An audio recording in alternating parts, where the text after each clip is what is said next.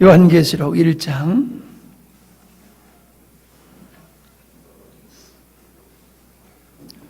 요한계시록 1장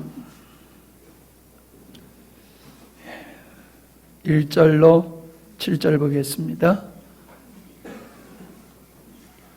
예수 그리스도의 계시라. 이는 하나님이 그에게 주사 반드시 속히 될 일을 그 종들에게 보이시려고 그 천사를 그 종 요한에게 보내어 지시하신 것이라.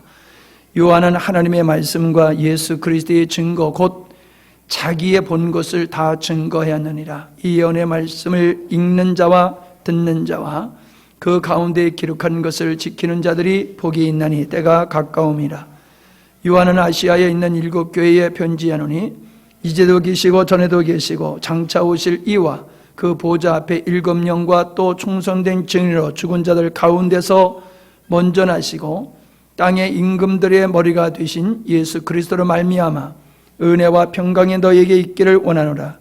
우리를 사랑하사 그 피로 우리 죄에서 우리를 해방하시고 그 아버지 하나님을 위하여 우리를 나라와 제사장으로 삼으신 그에게 영광과 능력이 세세토록 있기를 원하노라. 아멘. 볼지어다 구름을 타고 오시리라. 각인이 눈을 그를 보겠고 그를 찌른 자들도 볼 터이요 땅에 있는 모든 족속이 그를 인하여 애곡하리니 그러하리라. 아멘. 우리가 지난 시간에는 요한계시록이 바로 주님께서 주신 말씀이고 그 내용이 예수님에 관한 것이며 그 예언의 말씀을 읽는 자와 듣는 자가 복 있고 그것을 지키는 자가 복 있다는 말씀을 우리가 살펴보았으며 하나님의 심판은 필연적으로 또 긴박성 있게 이루어질 것이다 라고 하는 것에 대한 말씀을 우리가 배웠습니다. 이 서론이 1절부터 8절까지인데 1절로 3절은 요한이 왜 요한계시록을 기록했는가, 무엇을 기록했는가라고 하는 것을 보여주고 있을 뿐만 아니라 4절로 8절까지는 진짜 서론을 이야기하고 있는 것이에요. 그래서 4절과 5절은 인사말이 나오거든요. 그리고 5절 하반절부터 6절까지는 하나님을 찬송하여야 할 그 내용이 나오고 있고요. 7절로 8절에서는 다시 오실 예수님, 즉 요한계시록의 전체 주제인 다시 오실 예수님에 대한 말씀을 해주시고 있습니다. 그러게 이 서론의 말씀, 이 인사말과 이 서론에 관한 이 말씀은 어찌 보면 요한계시록 전체를 요약해 놓은 말씀이다 이렇게 볼 수도 있습니다. 오늘 우리가 살펴보고자 하는 말씀은 이 요한이 인사말을 여기서 하는 것을 보게 되어집니다. 그 인사말에 보면은 그 사도들이 인사한 것과 형식이 같은 형식으로 그 내용도 같은 내용으로 이렇게 인사를 하고 있는 것을 보게 되어집니다.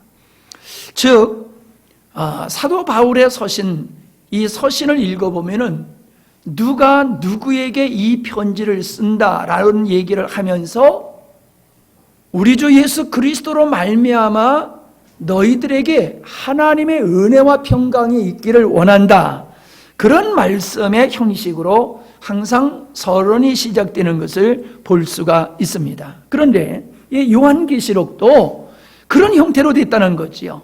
발신자는 예수님이고 수신자는 7교회이고 그 7교회를 향해서 축원하는 축복이 뭐냐면 은혜와 평강이 있기를 원한다라고 말씀을 하고 있는 겁니다.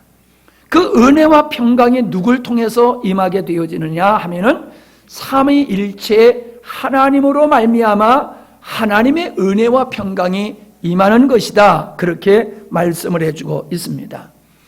오늘은 이 삼위일체 하나님으로 말미암아 오게 되어지는 이 은혜와 평강, 그래서 은혜와 평강은 이번 주일날 낮에 말씀을 나누고, 오늘은 그 은혜와 평강이 어디로부터 오는가? 우리 주 예수 그리스도로 말미암아 우리에게, 교회에게 은혜와 평강이 임한다라고 하는 것을 나누어 보려고 합니다. 그 수신이 바로 일곱 교회다라고 하는 측면을 볼 때에, 그러면 그 시대에 그 일곱 교회에게만이 이 요한계시록이 주어진 거냐 하면은 아니지요. 7이라고 하는 숫자는 전체, 완전, 충만을 상징하는 것이라고 말씀을 드렸습니다.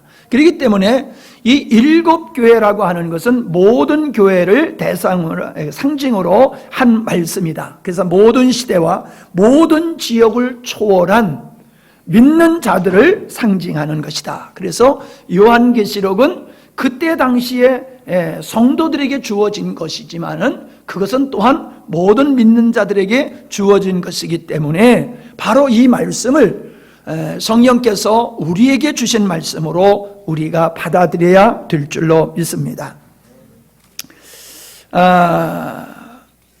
아까도 말씀드렸지만 은혜와 평강이다라고 하는 것은 이번 주에 자세히 말씀을 나누려고 합니다. 그러나 은혜라고 하는 것은 뭐냐 하면은 하나님께서 자격 없는 자에게 공짜로 선물을 주는 것을 말하는 것이고요. 평강이라고 하는 것은 하나님의 은혜를 받은 자의 마음의 상태를 가리키는 것이다 라고 하는 정도만 여러분이 아시고, 바로 이 서론 부분에서, 인사 부분에서 이러한 그 은혜와 평강이 있기를 축원하는 이 인사말을 통해서 우리는 믿는 자들에게 필요한 것이 무엇이냐, 또 하나님께서는 당신의 백성들에게 주시고자 하시는 것이 은혜와 평강이다 라고 하는 것을 우리가 알아야 될 뿐만 아니라, 성도들이 소중하게 여겨야 될 것은 다른 것이 아니라 하나님께로부터 오는 은혜와 평강이다 라고 하는 것을 우리가 인식을 해야 될 줄로 믿습니다. 오늘 여기 말씀의 4절에 보면은 이제도 계시고 전에도 계시고 장차 오실 자다라는 말씀이 나옵니다. 이게 바로 하나님을, 성부 하나님을 가리키는 거지요. 지금도 계세요. 전에도 계셨어요. 장차에도 계시는 분이에요. 그러니까는 영원하신 하나님의 존재를 일컫는 말씀이다 라고 하는 것을 우리가 볼 수가 있습니다. 그러니까 우리는 시작이 있지만은, 그리고 끝이 있지만은, 하나님은 시작이 없고 끝이 없는 영원하신 존재다. 그 영원하신 존재께서 인류를 만드시고 우주를 만드시고 역사를 하신다라고 하는 이 하나님의 주권과 주체성을 우리가 명확하게 인식을 해야지 되는 것이지요. 그래서 이 영원 속에서 역사를 주관하시는, 당신의 뜻을 가지시고 역사를 주관하시는 그 하나님의 의도, 창조의 의도를 우리가 명확하게 알고, 이 세상이 어떻게 돌아간다 할지라도, 즉 하나님이 계시지 않는 것 같고 하나님이 역사하지 않는 것과 같은 이런 현상 속에서 우리가 믿음을 가져야 된다는 거예요. 반드시 하나님께서는 그 영원성과 주권을 가지시고 반드시 당신의 뜻을 이루실 분이다 라고 하는 것으로 우리가 믿음을 가져야지 된다. 그래서 하나님은 당신의 계획하신 일을 반드시 또 실패하지 아니하시고 역동적으로 이루어 가시는 분이시다 라고 하는 것, 그것이 바로 요한계시록에 써여 있는 것이고, 이러한 분이 주시는 은혜와 평강을 입는 것이 성도에게 아주 가장 귀한 은혜와 축복이다라고 하는 것을 우리가 인식을 해야 될 줄 압니다. 두 번째로 보면 그 보좌 앞에 일곱 영이 계시다라고 말씀하고 있는데, 일곱 영이라고 하는 것은 요한계시록 5장 6절에 보니까, 내가 또 보니 보좌와 네 생물과 장로들 사이에 어린 양이 섰는데 일찍 죽임을 당한 것 같더라. 예수님을 얘기하는 거죠. 그런데 그 다음에 일곱 뿔과 일곱 눈이 있으니 이 눈은 온 땅에 보내심을 입은 하나님의 일곱 영이다, 이렇게 말하고 있습니다. 그래서 일곱 영이라고 하는 것은 일곱의 영이 아니라 바로 하나님의 영, 성령을 가리켜서 하는 말씀인 것을 우리가 보게 되어집니다. 그러니까 지금 우리가 살펴보는 대로 성부 하나님, 성령 하나님을 우리가 살펴보게 되는데 그 다음에 나오는 것이 성자 하나님이에요. 창세기에 하나님의 사람을 지실 때 우리의 형상대로 우리가 사람을 만들자 해서 창조 사건 속에 삼위일체 하나님이 등장하시지요. 근데 요한계시록 마지막에도 삼위일체 하나님께서 당신이 의도하신 일을 반드시 이루어 가실 것이며 반드시 완성하실 것을 말씀하고 있는 거예요.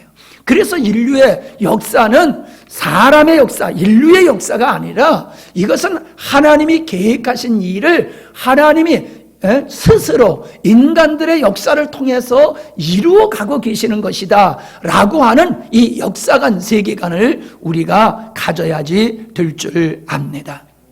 세 번째는 성자 하나님이지요. 5절에 보니까 충성된 증인으로 죽은 자들 가운데서 먼저 나시고 죽은 자들 가운데서 먼저 나시고 땅의 임금들의 머리가 되신 예수 그리스도로 말미암아 은혜와 평강이 너에게 있기를 원하노라 라고 말씀하고 있어요.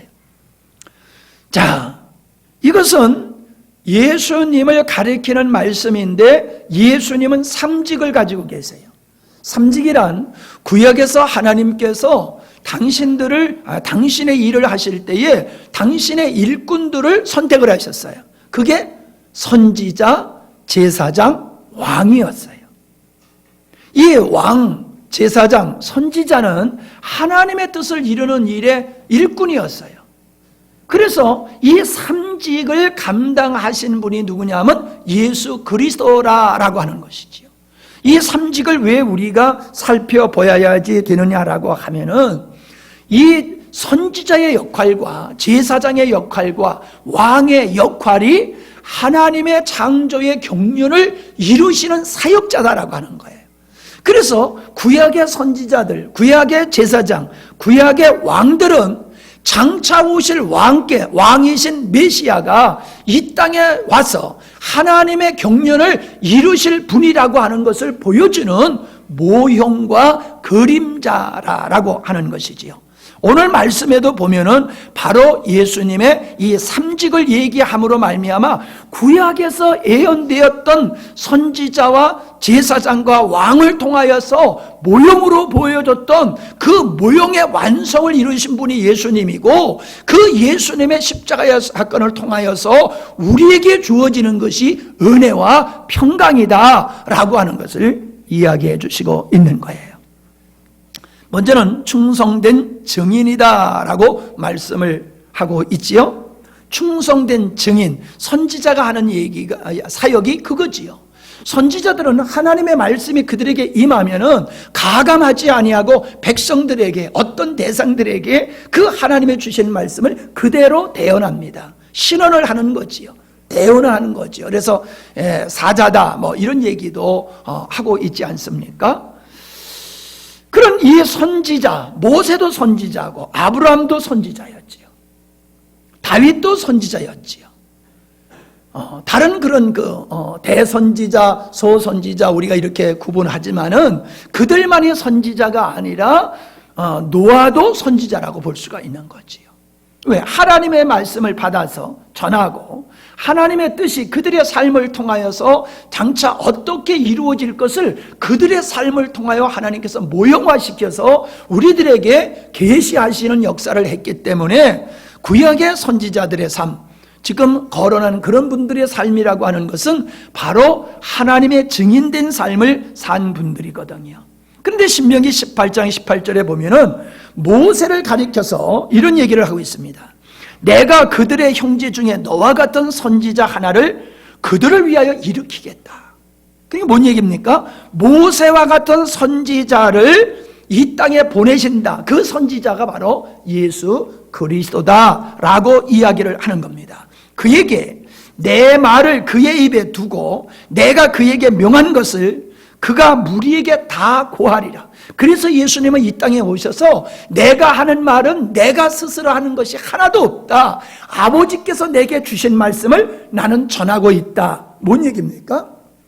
난 지금 선지자로서 아버지께서 주신 말씀을 증거함으로 나는 하나님의 증인으로서의 삶을 살고 있다라고 하는 것을 말씀하시는 거지요.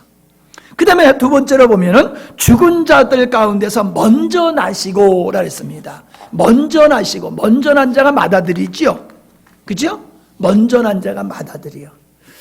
자, 예수님은 죽은 자들 가운데서 부활하심으로 말미암아 그분은 많은 아들을 얻기를 원하시는 하나님의 목적을 이루는 데 있어서 첫 아들, 맏아들로서의 역할을 감당하신 분인 것을 우리가 보게 되어집니다. 로마서 8장 29절과 히브리서 1장 6절, 에베소서 1장 5절에 보면은 예수님은 많은 맏아들이시고 그 맏아들로 말미암아 많은 아들들을 하나님께로 이끌어가는 사역을 하시는 분이 우리 주님이심을 보여주고 있습니다. 그러니까 예수님께서 십자가에 못 박혀 죽으심으로 말미암아 제사장, 예수님은 제사장이셨을 뿐만 아니라 화목제물이 되어 주셔서 당신으로 말미암아 당신은 하나님께 맏아들이 되시고 당신의 십자가를 통하여서 수많은 하나님의 아들들을 얻게 하시는 사역이 주님이 이 땅에서 제사장으로서 하신 사역이다라고 하는 것을 보여주고 있지요. 바로 그분이 우리에게 은혜와 평강을 주시는 분이다라고 하는 겁니다. 성경에서 이 장자라고 하는 부분이 아주 중요하게 다루어지고 있어요. 특별히 우리가 출애굽기 사건을 통해서 볼 때에 이 장자는 죽어야 될 존재인데 그 장자가 양의 죽음을 통하여서 장자가 죽지를 않게 됐지요. 그때 하나님께서는 맏아들, 첫 것은 다 내 것이다 이렇게 주장을 하십니다. 그래서 모든 첫 아들, 첫 것은 다 하나님께 드려야 되는데 그것을 하나님께서 어떻게 이루시냐 하면 12지파 중에서 한 지파, 12지파에서 한 지파, 레위 지파를 온전히 하나님을 위해서 헌신하게 함으로 말미암아 이스라엘 장자들이 하나님께 헌신해야 될 것을 레위 지파를 통해서 이루어 가시는 것을 보게 되지요. 그래서 장자란 바로 남자들의 대표, 가족의 대표의 성격을 가지고 있기 때문에 예수님의 장자라고 하시는 것은, 맏아들이라고 하는 것은 그분이 믿는 모든 자들의 대표가 되어주시는 분이다. 그래서 예수님이 하신 모든 것은 우리를 위해서 한 것이 되어지는 것이다 라고 하는 것이지요. 세 번째가 왕이지요. 땅의 임금들의 머리가 되신 예수 그리스도. 땅의 임금들의 머리가 되신 예수 그리스도. 자, 시편 89편 27절에 보면은 내가 또 저로 장자를 삼고 세계 열왕의 으뜸이 되게 하려 하신다. 그래서 예수님이 으뜸이 되신다라고 하는 것은 뭐예요? 만왕의 왕이심을 얘기하고 있는 거지요. 만왕의 왕이신 예수님. 그래서 에베소서의 말씀에 보면은 모든 것을 만물을 통일하시는, 만물 가운데 충만하실 뿐만 아니라 만물을 통일하신다라고 하는 것은 온전한 하나님의 통치, 주권이 성취되어서 하나님의 나라가 완성되어지는 것을 이야기하고 있거든요. 바로 이 하나님의 나라가 완성되어지는 것이 하나님의 창조의 최종적인 목적인데 이것을 왕이신 예수님께서 그것을 이루신 분이다 라고 말씀을 하고 있는 거지요. 그래서 사무엘 하 7장 12절로 18절에 보면은 하나님께서 다윗의 그 집을 영원토록 세우시고 그 다윗의 왕권이 무너지지 아니하고 영원히 견고케 될 것을 말씀해 주고 있거든요. 그 다윗의 집, 다윗에게 준 그 왕위가 영원할 것이라고 하는 것은 다윗의 후손으로 오신 예수님을 통하여서 하나님의 의도하신 새 하늘 새 땅, 바로 하나님의 나라가 완성될 것이다 라고 하는 것을 보여주고 계시는 말씀인 것입니다.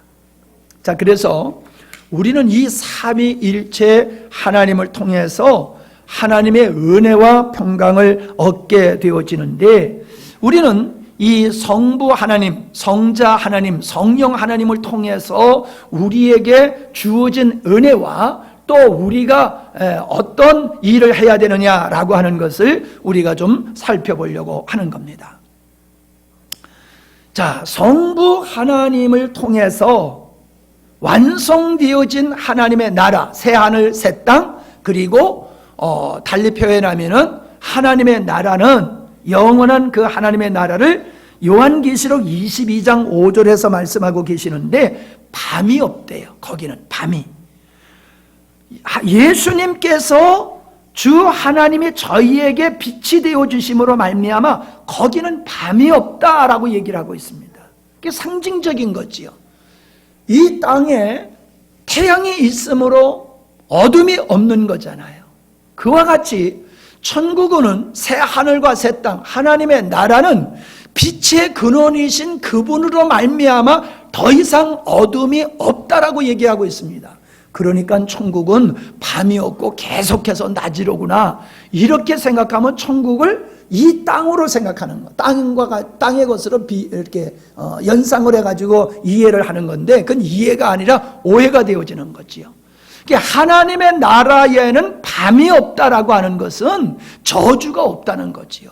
저주가 없다. 예.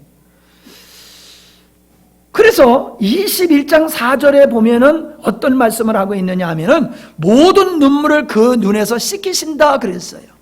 눈물이 어디서 나옵니까? 슬픔이지요. 저주에서 오는 거지요. 사망이 다시는 사망이 없고 애통하는 것이나 곡하는 것이나 아픈 것이 있지 아니하다. 이건 어디에 속하는 것이냐? 처음 것들에게 속하는 것이다. 그래서 처음 것들이 다 지나갔기 때문에 더 이상 하나님의 나라에는 눈물을 흘릴 일이 없다, 밤이 없다, 저주가 없다라고 하는 것을 말씀해 주고 있습니다. 빛이신 생명이신 그분이 이제 영원히 통치하시는 하나님의 나라에는 아담으로 말미암아 시작되었던 이 옛 하늘과 옛 땅에 속한 이 땅에는 끝없는 슬픔과 두려움과 저주로 말미암아 눈물을 끊칠 수 없는 세계였지만은 예수 그리스도를 통해서 하나님께서 완성하시는 그 하나님의 나라에는 이런 저주와 고통이 없는 것이다 라고 말씀을 하고 있는 것입니다. 그러면서 우리에게 주시는 말씀이 뭐냐 하면은 우리의 삶이 왕노릇하는 삶이 될 것이다 라고 말씀하고 있습니다. 그러니까 사람들이 이렇게 생각해요. 천국에서 그럼 우리가 왕노릇하려면 백성들이 있어야 될 거 아니야. 우리가 다스릴 백성들이. 항상 우리는 하나님의 말씀을, 세상 것을 가지고 하나님의 말씀을 이해하려고 하다니까는 자꾸 붙이는 것이 되어지고 오해를 하게 되어지는 것을 보게 되어집니다. 그런 실수를 하게 되어집니다. 그러나 성경에서 말씀하고 있는 새 하늘과 새 땅에서의 왕과 같은 왕노릇, 그 하나님과 더불어서 왕노릇 한다라고 하는 것은 믿는 자들에게 주어진 영광을 얘기하고 있는 거예요. 영광. 해의 영광이 다르고 달의 영광이 다르고 별의 영광이 다르듯이 왕의 왕과 같이 지낼 거다라고 하는 것은 구원받은 그들이 하늘에서 누릴 그 하나님의 축복된 영화로움을 이야기하고 있는 것이다 라고 말씀하고 있어요. 뿐만 아니라 그것은 믿는 자들이 이 땅에서 그 바로 삼위일체 하나님을 통하여서 어떤 것을 누리게 되느냐, 어떤 삶을 살게 되느냐 하는 것을 보여주고 있는 것이거든요. 그래서 요한계시록 20장 6절에 보면은 첫째 부활에 참여하는 자는 복이 있고 거룩하도다 라고 말씀하고 있어요. 복이 있다. 뭐가 복이 있다는 거예요? 우리가 하나님의 영광에 예수 그리스도께서 누리시는 그 영광에 참여하는 자가 되기 때문에 복이 있다는 거예요. 주님께서 이 땅에서 사명을 감당하시고 아버지 우편에서 그 영광을 누리고 계시는 것과 같이 믿는 자들도 장차 새하늘과 새 땅에서는 우리 주님이 누리실 그 영광에 동참할 뿐만 아니라 이 땅에서도 그 영광스러운 모습을 우리가 이 땅에서도 누리고 지니면서 살 수 있는 것이 교회다. 그것을 이야기해주고 있는 겁니다. 세상의 왕은 사람들에게 군림을 합니다. 그리고 다스리고 빼앗고 폭력을 가하는 경우가 많이 있습니다. 그러나 진정한 선한 왕의 왕도라고 하는 것은 사람들을 무시하고 무력이나 권모로서 다스리거나 공리를 탐하는 일을 하는 것이 아니라 인덕으로 근본으로 하는 정도의 그 통치를 이야기하고 있는 거지요. 보세요. 우리 주님은 인애와 자비로서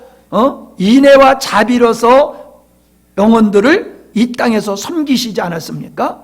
그리고 죄인들을 예수님께서는 포용하셨을 뿐만 아니라 왕은 적들로부터 백성들을 보호하는 역할을 하는데 예수님께서 이 땅에 하신 일은 마귀의 일을 멸하는 일을 하셨다는 거예요. 그래서 예수님께서는 당신의 백성들에게, 죄인에게 관용을 베푸시고 사랑과 궁혈과 자비를 베풀어 주시며 그를 공격하는 어둠의 영, 이 어둠의 영도를 파쇄하면서 당신의 백성들을 통치하셨던 예수님, 그것을 우리에게 보여주고 있는 것이지요. 그래서 요한일서 3장 8절에 보면은 죄를 짓는 자는 마귀에 속하나니 마귀는 처음부터 범죄합니다. 그런데 하나님의 아들이 나타나신 것은 마귀의 일을 멸하려 하심이라.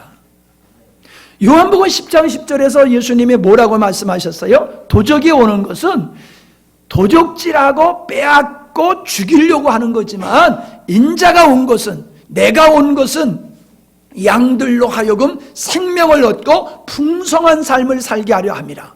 그 풍성한 삶이 뭐예요? 구원받은 백성들이 하나님의 영광을 누리면서 왕과 같은 그런 영화로운 삶을 살게 될 것을 말씀하고 있는 거지요. 그러니까 왕이라고 하는 것을 어떤 세상의 정치와 사회와 권력이라고 하는, 그리고 물질적인 측면에서 이해를 하여서는 아니 되고, 바로 그 왕이 누리는, 그 왕이 백성들에게 경배를 받고 추앙을 받고 존경을 받는 것 같이 하나님의 백성들은 이 땅에서 그러한 하나님의 영광을 누리는 자들로 살게 된다는 거예요. 그러니까 예수 믿는 것이 얼마나 복된 것이냐라고 하는 것을 우리에게 가르쳐주고 있는데 우리는 그걸 잘 몰라요. 부자도 아니고 건강하지도 못하고 잘나지도 못하고 이게 뭐가 왕 같은 삶이야? 그렇게 생각을 해요. 왕 같은 삶을 육신으로 누리는 것을 이야기하면 안 돼요. 왕 같은 삶이란 이 땅에서 마귀의 종되었던 우리가 그리스도 하나님의 종이 되어서 이제 그 하나님을 섬김으로 말미암아 하나님으로부터 오는 은혜와 평강을 누리면서 하나님께 감사하고 영광을 돌리는 이 삶, 이것이 왕이 누리는 영광스러운 삶이다라고 하는 것으로 이해를 해야 될 줄로 믿습니다. 성도들은 주님께서 이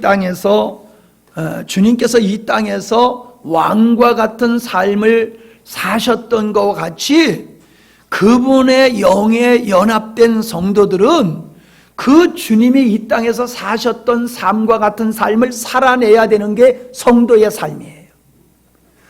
예수님을 믿어서 축복받아가지고 내가 이 세상에서 잘 먹고 잘 사는 것이 목적이 아니라 내가 예수님을 믿게 됨으로 말미암아 내가 죄의 종에서 하나님의 종으로 바뀌어졌을 뿐만 아니라 예수 그리스도의 생명에 참여하여 하나님의 신의 성품에 참여한 자가 된 우리들은 우리와 연합된 예수 그리스도, 그 참 생명이신 예수 그리스도로 말미암아 예수님의 하나님의 목적을 이루기 위해서 이 땅에 오시고 성육신 하셔서 오셔서 그렇게 사시다가 다 이루었다라고 하고 가심과 같이 오늘 주님과 연합된 성도들의 삶은 그분으로 말미암아, 우리와 연합된 예수 그리스도로 말미암아 우리는 주님이 이 땅에서 살다가 가신 삶을 살아내야 되는 거예요.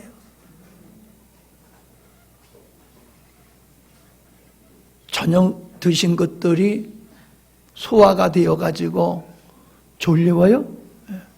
우리 예원이가 기운이 없어서 오길래, 야, 너 왜 이렇게 기운이 없어? 그랬더니, 너 또 마음 상한 일이 있어서 그러나 하고 물어봤더니 졸려워서요 그러더라고. 우리는 은혜 받을 때는 졸려오면 안 됩니다. 은혜 받을 때는 정신을 바짝 차리고요. 아이고, 목사님 무슨 말씀 하시는지 모르겠어요. 이렇게 생각되시는 분은 걱정하지 마세요. 녹음되어 가지고 다 올려놓을 테니까 집에 가서 다시 한번 들으세요. 또 이해가 안 되면 2번 들으시고 3번 들으시고 이해가 될 때까지 들으세요. 밤새워서 들으세요. 여러분, 그렇게 내가 하나님의 은혜를 입고 내가 바로 깨닫고 진리에 대해서 무지한 자가 되지 않겠다라고 하는 이런 열정을 가진 사람들이 진리를 알게 되어지는 거, 그리고 그 진리가 능력이 되어서 세상을 이기는 왕 같은 삶을 살게 되는 것을 믿으시기를 바랍니다. 그냥 되어지는 게 아니라는 거예요. 그 다음에 성령으로 말미암아 우리에게 주어지는 이 은혜가 무엇이냐라고 하는 것을 우리가 생각해 봐야 됩니다. 7 영이신 성령님과 교회는 뗄래야 뗄 수 없는 관계지요. 성령이 오순절에 이 땅에 임하심으로 말미암아 교회가 탄생되었어요. 그리고 성령이 이 땅에서 오셔서 하시는 일은 예수님이 십자가에서 이루신 일이 어떤 것인가를 믿는 자들에게 가르쳐 주시는 증인의 역할을 하시는 것이 성령님이십니다. 그러므로 성령 받은 자는 진리에 능한 자가 될 뿐만 아니라 그 진리이신 예수님, 참 복음이신 예수님을 땅끝까지 전하는 증인의 삶으로 바뀌어지는 거지요. 우리가 예수님이 구세주라고 하는 이거 하나, 이 초보적인 진리 하나 알고서 나는 이제 천국 갈 수 있는 티켓 하나 확보했다라고 안주하면서 살아서는 아니 됩니다. 성령은 우리를 구원하기 위해서 우리 안에서 진리를 깨닫게 하실 뿐만 아니라 우리로 하여금 그 진리에 매혹되어지고 그 진리를 땅끝까지 전하는 자가 되도록 성령은 우리 안에서 역사하고 계시다는 것을 기억해야 될 줄로 믿습니다. 그걸 통하여 하나님의 나라가 확장되어지는 거죠. 아브라함에게 말씀하시기 전에 아담에게 먼저 생육하고 번성하고 땅에 충만하라, 다스려라 라고 하셨던 말씀은 노아에게도 다시금 주셨던 말씀이에요. 노아는 아담으로 말미암아 태어났던 모든 사람들이 하나님의 심판을 받아서 다 죽고 아담과 같이 새로운 인류의 시작이 되어지는 머리된 역할에 있는 것이 노아지요. 그래서 인류의 머리가 아담인가와 같이 인류의 머리가 또 노아가 될 수 있어요. 그런데 하나님께서는 인간을 만드시고 인간에게 생육하고 번성하고 땅에 충만하라고 말씀하셨던 그분은 다시금 새로운 인류의 시작점이 되는 머리가 되는 이 노아를 통해서도 동일한 말씀을 하고 있는 거예요. 무지개 언약을 하시면서 너는 생육하고 번성하고 땅에 충만하라고 말씀을 하고 있습니다. 그러셨던 그분께서 이 노아의 후손들, 많은 후손들 중에서 아브라함을 선택해서 내가 너를 복의 근으로 삼겠다라고 하시면서 그 아브라함에게 축복해 주시고 아브라함에게 동일한 아담과 노아에게 하셨던 생육하고 번성하고 땅에 충만하라, 네가 복의 근원이 될 거다 하셨던 그 말씀을 이삭에게도 하시고 야곱에게도 하시고 계속 하시는 거예요. 그리고 모세에게도 하시고 여호수아에게도 하시고, 그래서 하나님의 뜻은 어디에 있느냐 하면은 생육하고 번성하고 인류가 그렇게 땅에 충만할 것을 원하고 계시는 거예요. 그러니까 아이들 많이 낳자 그 얘기가 아니에요. 하나님께서 아담을 만드시고 인류를 만드시고 생육하고 번성하고 그 땅에 충만하라고 하는 것은 아이 많이 낳아서 백성들 많이 만들어라 그 뜻이 아니에요. 그러시려고 그러면 한꺼번에 만드시고 손오공 같이 머리 하나 뽑아가지고 후 불면 막 생기는데, 하나님께서 말씀으로 천지 만물을 창조하신 하나님께서 그냥 말씀만 하면은 배고가 아니야 얼마든지 만드실 수 있잖아요.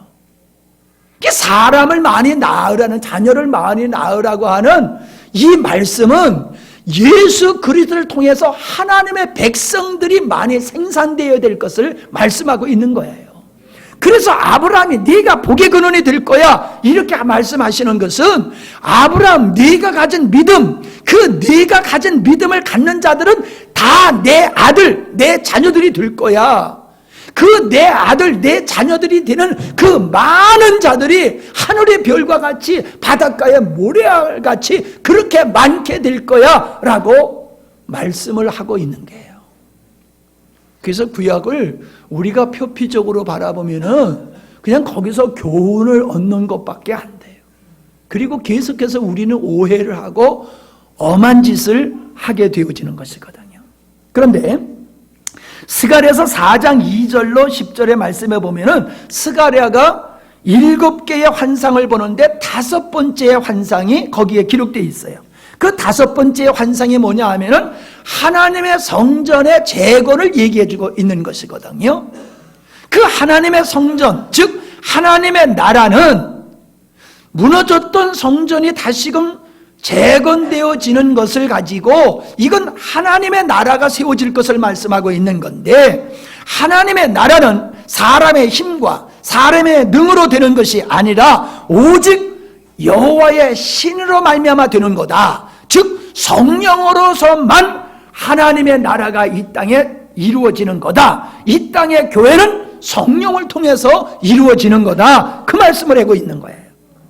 그래서 7절부터 보면은 스룹바벨을 얘기하고 있는데, 스룹바벨은 그 포로로 잡혀갔던 사람들 중에서 백성들을 데리고 고국에 돌아와서 무너졌던 성과 성전을 수축한 사람이에요. 그런데 그들이 와서 성전을 수축할 때 원수들이 그걸 무너뜨리려고 회방을 얼마나 많이 했는지 몰라요. 그 엄청난 회방 속에서 한 손에는 망치 들고 한 손에는 창을 들고, 그래서 그렇게 밤낮으로 노력을 해가지고 결국 성전을 재건을 했잖아요. 그게 뭡니까? 이 땅에 하나님의 교회, 하나님의 나라가 세워지는 것을 원수들은 그걸 보고 가만히 있지 못하는 거예요. 어떻게든지 하나님의 교회를 무너뜨리려고 하지만은 하나님은 하신다는 거예요. 어떻게? 그건 사람의 힘과 사람의 능력으로 되는 게 아니야. 여호와의 신, 성령으로 되는 거야. 이렇게 말씀하고 있는 거예요. 그래서 성령께서 오순절에 오시고 그 성령에 의해서 교회가 비로소 탄생되었고, 그 성령을 받은 자들이 예루살렘과 유대와 사마리아와 땅끝까지 이르러서 복음을 증거함으로 말미암아 하늘의 별과 같고 땅의 모래알과 같은 하나님의 수많은 백성들, 자녀들을 생산하게 되는 거예요. 이게 바로 일검영이신 성령께서 교회 안에서 하시는 일이다. 그래서 교회가 역사를 통해서 보면은 수 없는 박해와 고난을 겪고 이 땅에 교회가 없어진 것과 같은 그런 형국을 역사 속에서 많이 경험을 했지만, 절대로 교회는 무너지지 아니하고 지금까지 존재하고, 이 땅에 어느 종교가 핍박을 받습니까? 어느 종교가 핍박을 받습니까? 핍박받는 종교 없어요. 기독교만 핍박을 받고 있어요. 아니, 기독교가 뭐가 잘못됐다고 핍박을 합니까? 다른 종교들끼리는 서로 싸우지 않아요. 잘 지내요. 근데 기독교만 유별나게 공격을 하고 박해를 합니다. 왜 그래요? 교회는 하나님의 나라예요. 교회는 하나님께서 궁극적으로 얻기를 원하시는 그리스도의 신부요 새 하늘과 새 땅이라고 하는 거예요. 그렇기 때문에 아담을 범죄케 해서 하나님의 뜻을 이루지 못하게 하려고 사단이 아담을 유혹해서 범죄케 만들어 놓고, 인류를 구원해서 하나님의 뜻을 이루시려고 하는 그 예수님을 또한 시험하고 유혹해서 그 일을 못하게 하려고 했던 게 사단이고, 결국은 예수님을 십자가에 못 박아서 그 일을 못하도록 하려고 했지만은 그게 죄께에 빠져가지고 예수님은 십자가에 못 박아 죽임을 당하신 후에 부활하심으로 말미암아 아버지 뜻을 이루는 결정적인 일을 하신 거예요. 어려워요? 민성장 집사님 아멘 소리를 크게 안 하는 거 보니까 아직도 감기 기운이 덜 떨어졌나 보다. 예, 이걸 알아야 돼요. 이걸 모르면요, 맥없이 예수 믿어요. 맥없이. 내가 하나님 앞에서 어떠한 은혜를 입은 자인 줄도 모르고, 하나님 앞에서 얼마나 복된 자인 줄도 모르고 거지같이 사는 거예요. 왕 같은 자가 거지같이 사는 거예요. 자유자가 종과 같이 사는 거예요. 그러니까 오늘날 그리스도인들이 왜 이 세상에서 비치면서도 이 세상에서 빛의 역할을 못하느냐? 하나님 예수 그리스도로 말미암아 삼위일체 하나님을 통해서 어떤 일을 하시고 그것이 우리에게 주어진 것이 무엇인지를 우리가 뚜렷하게 모르기 때문에 오늘 성도들이 맥없는 성도들이 되어 있다라고 하는 겁니다. 더 놀라운 것은 이 감람나무가 있고 촛대가 있는데 7 촛대가 있고 받침 위에 거기에 이제 뭐예요? 촛대가 받침 위에 촛대가 있는 거예요. 그런데 이 촛대 위에 감람나무에서 촛대로 기름이 흘러 들어가는 거예요. 근데 기름이 흘러 들어가는데 기름이 계속 공급되어지니까는 불이 꺼지지 않는 거예요. 그래서 계속 불이 타 있는 모습을 이 스가랴가 보는 것이거든요. 그건 뭡니까? 감람나무에서 기름이 온다. 기름, 성령을 의미하는 거잖아요. 성령께서 교회에게 촛대, 그래서 오늘 뒤에도 읽어보면은 촛대는 바로 교회를 얘기하고 있잖아요. 그 교회에 성령의 기름 부으심의 역사가 주님의 오실 때까지 끊치지를 않는 거예요. 그래서 성막을 보면요, 성전이 있고 지성소가 있단 말이에요. 성소가 있고 지성소가 있는데 그 성소와 지성소 사이에 이 휘장이 놓여 있는데 휘장 앞에 뭐가 있냐면 등대가 있는 거예요. 사택에 오면 등대 있지요. 그게 있는 거예요. 그래서 제사장은요 계속해서 거기다가 기름을 부고 심지를 잘 관리해가지고 불이 꺼지지 않도록 하는 일을 했던 게 제사장들이 하여야 할 일이었어요. 그게 뭐냐면 교회를 상징하는 거예요.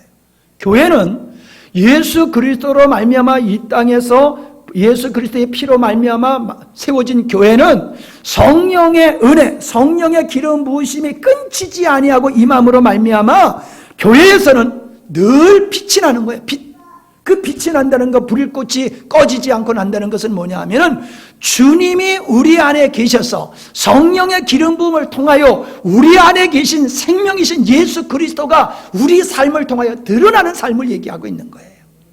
예수님의 삶을 통하여 하나님이 보여줬듯이 교회는 성령의 기름 부음을 통하여 그 우리 안에 계신 그분이 우리의 인격과 우리의 삶을 통하여 세상에 보여줘야 되는 거예요. 그게 증인이에요. 그게 증인이에요. 그래서 영광스러운 교회는 어떤 교회냐? 영광스러운 교회가 지금 설명한 그거예요. 영광스러운 교회는 이름표가 영광스러운 교회가 타이틀이 영광스러운 교회이기 때문에 영광스러운 교회가 아니라 주님을 모시고 그 성령에 의해서 이끌림을 받고 끊치지 않는 하나님의 은혜를 입음으로 말미암아 우리 주 예수 그리스도의 아름다우심을, 거룩하심을 세상에 끊임없이 보여주는 그것이 영광스러운 교회입니다. 우리는 이 땅에서 존재하는 이유가 다른 데 있는 게 아니에요. 예수님이 이 땅에 성육신하신 것은 하나님을 사람들이 볼 수 있고 만질 수 있고 들을 수 있고 체험할 수 있도록 예수님이 이 땅에 성육신하여 오신 것과 같이 이 땅에 예수 그리스도의 몸된 교회는 볼 수 없는 하나님, 그 하나님을 보여주는 곳이 교회라는 거예요. 그래서 우리들은 그리스도의 몸이고 그리고 작은 예수가 되는 거예요. 우리를 보고 세상 사람들은 하나님을 보는 거예요. 그게 영광스러운 교회예요.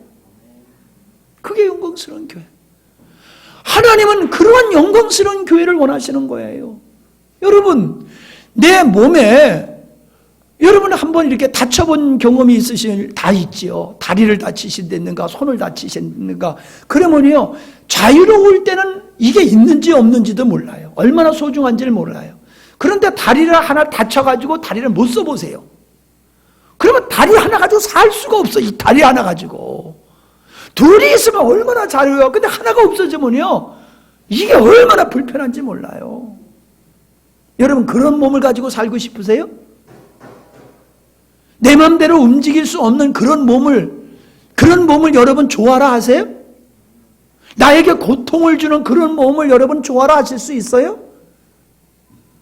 오늘날 교회들은 다 불구자예요. 장애자예요. 손이 있어도 손 역할을 못하고, 입이 있어도 말을 못하고, 귀가 있어도 듣지 못하고, 눈이 있어도 보지 못하는 이 장애를 가진 몸과 같이 오늘날 교회는 그런 장애를 가진 교회와 같다는 거예요. 그러니까 주님이 표현이 안 되는 거지요.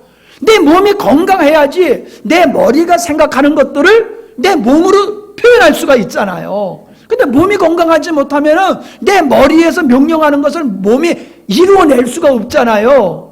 오늘날 교회가 그렇단 말이에요. 우리의 머리이신 예수님, 교회의 머리이신 예수님이 우리를 통하여 당신을 이 땅에 드러내기를 원하시지만은 당신의 몸인 교회들이 불구자로 있는 거예요.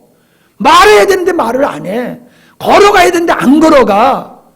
섬겨야 되는데 안 섬겨. 그러니까는 그런 교회를 통해서 어떻게 주님의 뜻이 이루어지냐고요. 머리이신 주님의 모습이 이 땅에 어떻게 드러나고 어떻게 실현되냐고요. 이 땅의 교회를 바라볼 때에 다 병들었어요. 다 불구자예요. 그러니까 교회를 보고 세상 사람들이 하나님을 못 보는 거예요. 교회가 빛으로서 예수님의 그 빛을 받아서 성령의 기름을 받아서 등대가 되어 이 세상에 예수님을 보여주는 역할을 해야 되는 게 교회의 몫이라 이 말이에요. 여러분, 그냥 예수 믿고 태평하게 예수 믿을 때가 아니에요. 여러분은 우리 교회가 정말로 주님의 빛을 드러나는 교회가 되어 있는가를 고민하고 그런 교회를 세워가기 위해서는 우리는 안달이나 있어야 돼요. 부담감을 가져야 되는 거예요. 그래서 내게는 아무런 문제가 없어도 우리는 나와서 기도해야 되는 거예요. 왜? 아버지가 원하는 그 교회를, 주님이 원하는 그 교회, 머리의 뜻을 이룰 수 있는 몸과 같은 그러한 영광스러운 교회를 주님이 원하시기 때문에 우리는 그런 영광스러운 교회를 이루기 위해서 헌신해야 되는 거예요. 순종해야 되는 거예요. 근데 우리 그래요? 그렇지 못하잖아요. 그러면서 우리는 뭐라고 그래요? 난 나쁜 짓 안 했어. 나 하나님 욕먹을 짓 나 하면서 살지 않았어. 사람들이 나보고 착하대. 나보고 사람 좋은 사람이 돼. 거기에 만족하고 있어요. 여러분이 세상 사람들한테 사랑받고 칭찬받는 게 무슨 소용이 있어요? 하나님께 인정받아야지요. 하나님이 내 사랑하는 아들이요 내 기뻐하는 자라고 하는 그 음성을 들어야지. 주님은 안타까워하는데 세상 사람들이 칭찬하는 소리만 듣고 좋아라 해요? 이렇게 어리석은 게 어디 있어요? 목사한테 인정받아야지 깡패한테 인정받는 게 그렇게 좋아요? 우리는 하나님께 인정받아야 돼요.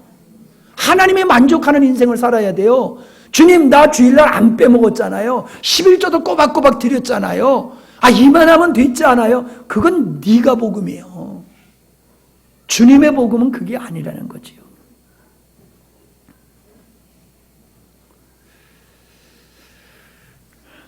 고린도후서 3장 17절로 18절에 보면은 주는 영이시니 주의 영이 계신 곳에는 자유함이 있느니라.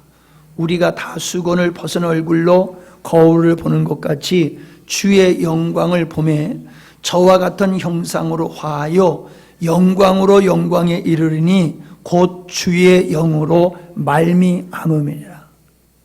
뭘 봤다라고 얘기를 해요? 주의 영광을 봤다는 거예요. 그랬더니 그 주님의 영광을 봤더니 그 영광이 다시금 나에게서 드러나게 되더라는 거예요. 내가 주의 영광을 봤더니 그 주의 영광이 나를 통하여서 투영되더라는 거예요. 반사되어지더라는 거예요. 햇빛을 받으니까는 햇빛이 반사돼 나가듯이 내가 주의 영광을 보니 그 영광이 주님의 영광이 내게서 투영되어 나가더라는 거예요. 이것이 성도의 삶이라는 거예요. 그래서 이 보다라고 하는 말의 뜻은 반영하다, 반사하다, 거울에서처럼 보다라고 하는 뜻이 있는 거예요. 이 땅의 교회는 세상에 하나님을 보여줘야 돼요. 그게 우리가 하여야 할 일이에요. 구원받은 자들이 이 땅에서 하여야 할 일이, 어떤 사람은 교회에서 내가 하는 일이 아무것도 없어, 그래서 뭔가 내가 할 일을 찾는데 그것도 좋아요. 그러나 그것이 나의 존재를 부각시키기 위해서, 내 존재를 내 스스로가 인지하기 위해서 하는 일이 되면은 그거는 의미 없는 일이에요. 우리는 아무런 교회에서 봉사를 안 해도 괜찮아요. 어떤 일을 하면 돼요? 내 안에 빛으로 오신 내가 본 그 하나님의 영광, 내가 본 하나님의 영광이 내게 임해서 그 내게서 다른 사람의 아버지의 영광을 보면은 그게 진짜예요. 그게 진짜예요.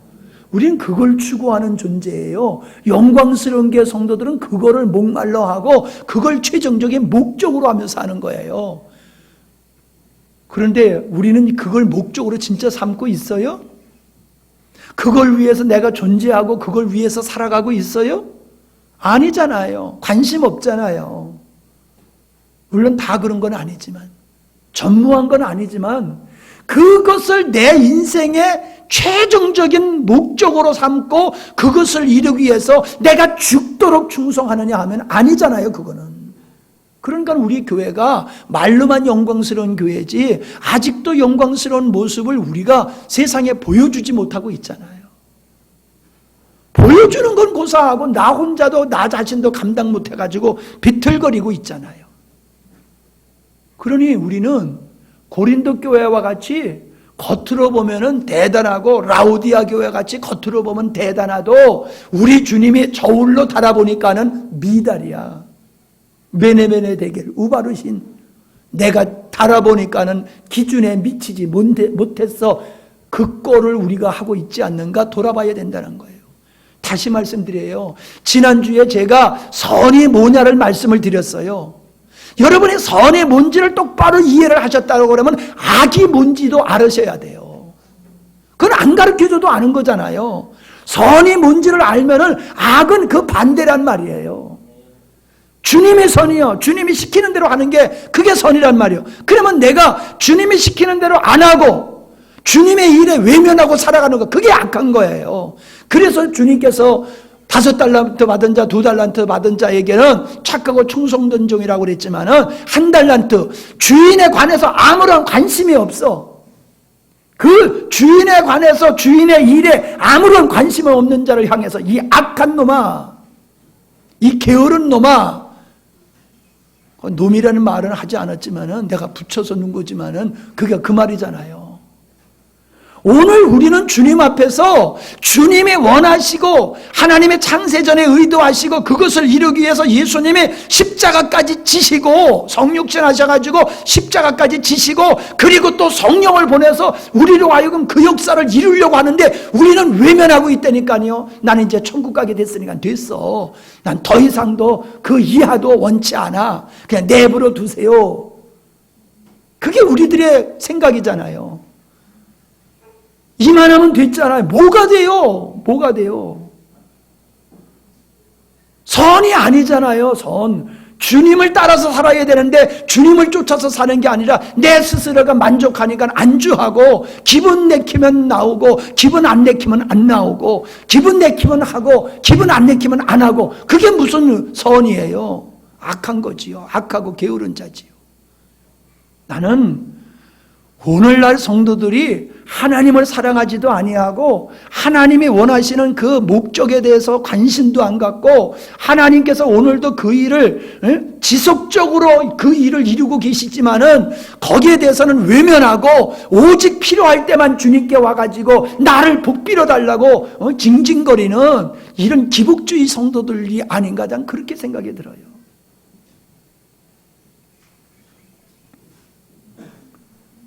성자 예수님으로 얻게 된 은혜와 평강이라고 하는 것은 교회는 주님이 사셨던 삶을 살게 될 때에 이 땅에서 많은 환난을 겪게 된다는 겁니다. 예수를 믿으면은 환난 없이 사는 것이라고 생각하지 마세요. 예수님을 믿으면은 예수님을 잘 믿을수록 제대로 믿을수록 우리는 세상에서 아니 교회들을 통해서 핍박을 받게 돼요. 유별나게 예수 믿는다. 광신자다. 그런 소리를 듣게 돼요. 여러분 마태복음 10장 28절에서 주님은 이렇게 말씀하고 계세요. 몸은 죽여도 영혼은 능히 죽이지 못하는 자를 두려워하지 말아라. 오직 몸과 영혼을 능히 지옥에 멸하시는 자를 두려워해라 라고 말씀하고 계십니다. 여러분 뭐가 두려우십니까? 누가 두려우십니까? 뭐가 두려우세요?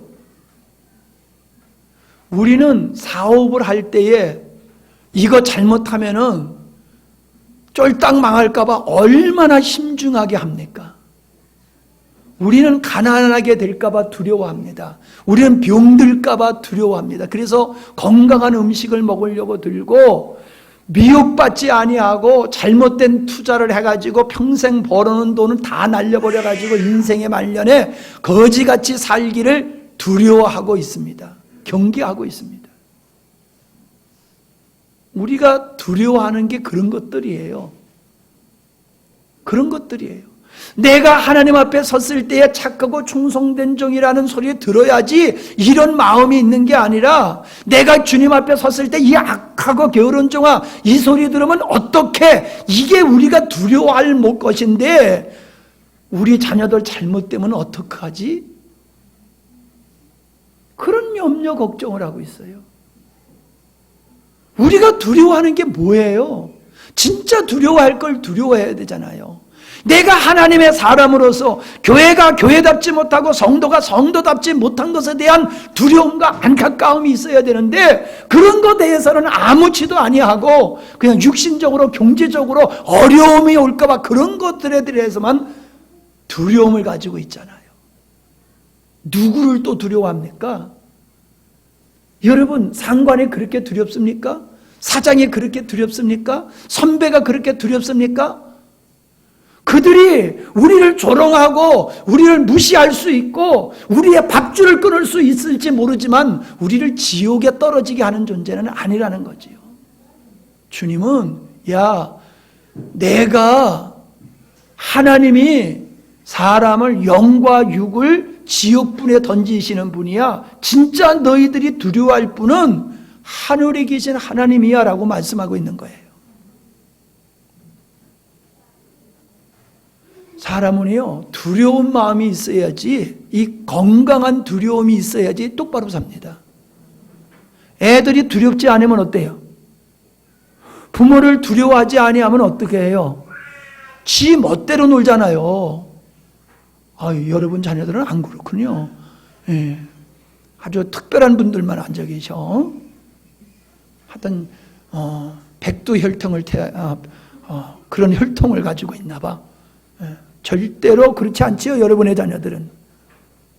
왜 성경에서 애들을 초달로 때리면서 가르치라고 말합니까? 사람은 죄성이 있기 때문에 의에 대한, 하나님에 대한 두려움이 있어야지 우리가 주님을 떠나지 못하고 바른 삶을 살 수 있는 거예요.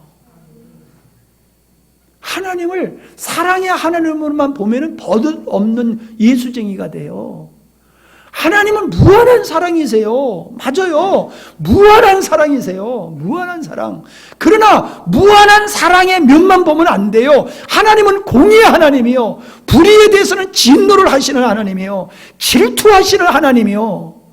왜 그 부분을 싹 지워버려요? 우리는 무한하신 하나님, 사랑의 하나님을 우리가 인식할 뿐만 아니라 질투하시는 하나님, 반드시 심판하시는 하나님에 대해서도 인지하고 살아가야 될 줄 믿습니다. 이처럼 삼위일체 하나님이 어떤 분이신가, 이러한 분이 오늘날 이 땅에 당신의 백성들에게 뭘 줘요? 은혜와 평강을 주신다는 거예요. 은혜와 평강을 주셔요. 그래서 그 하나님의 은혜와 평강을 얻은 자들이 이 땅에서 흔들림이 없는, 하나님만 바라보면서 오롯이 걸어갈 수 있는 그리스도인이 되게 된다는 거예요. 주님은 그걸 원하시는 거예요, 지금. 우리가 바라는 그런 것을 위해서 축복하는 게 아니라 하나님의 은혜, 삼위일체 이 하나님을 통하여 우리에게 부어주시고 우리를 통하여 이루시려고 하는 것을 이루는 것, 이게 축복임을 믿으시기를 바랍니다. 그런 믿음이 여러분에게 계속 더하여 지시기를 바랍니다. 그런 자가 복 있는 자래요. 그런 자가. 그래서 주 안에서 죽는 자가 복 있는 자라는 거예요. 그게 주 안에서 사는 자예요. 말로만 예수, 우리 교회는 등록하는 게 없잖아요. 말로만 등록해놓고 살면 완전히 주님을 외면하고 살면은 그거 소용없어요. 나 666 안 받았으니까 나는 하나님 앞에 칭찬받을 거야. 바리새인과 같은 거예요. 바리새인들이 칭찬받을 줄 알았지만 주님께 모질게 책망을 받았잖아요. 666 안 받았으니까 난 천국 갈 거야. 주님께 아주 매몰찬 말씀을 들을 수도 있어요. 우리는 우리에게 은혜를 베푸시는 하나님의 목적을 우리 인생의 목적으로 삼고 그 일에 헌신해야 되는 것이 바르게 사는 겁니다. 그게 잘 사는 겁니다. 출세 못해도 괜찮아요. 좋은 대학 못 가도 괜찮아요. 진짜 우리가 해야 할 일은 이러한 섭리를 가지시고 역사하시는 그 역사에 동참하는 것임을 믿으시기를 바랍니다. 아멘. 하나님 아버지, 오늘도 삼위일체 하나님을 통하여 우리에게 주어지시는 그 은혜와 평강을 돌아보면서 우리에게 은혜와 평강을 주시는 분이 어떤 분이시며 은혜와 평강을 주셔서 우리로 하여금 어떠한 삶을 살기를 원하시는 것인가를 돌아보았습니다. 진리가 없어서 결국에는 안 믿는 자와 같은, 불신자와 같은 어리석음을 범하지 않게 하여 주시옵시고 힘있고 능력 있는 성도의 삶이 되게 하여 주시옵시고 하나님이 원하시는 그 자리에 서서 주의 영광과 기쁨이 되는 삶이 되게 하여 주시옵소서. 예수님의 이름으로 기도하옵나이다. 아멘.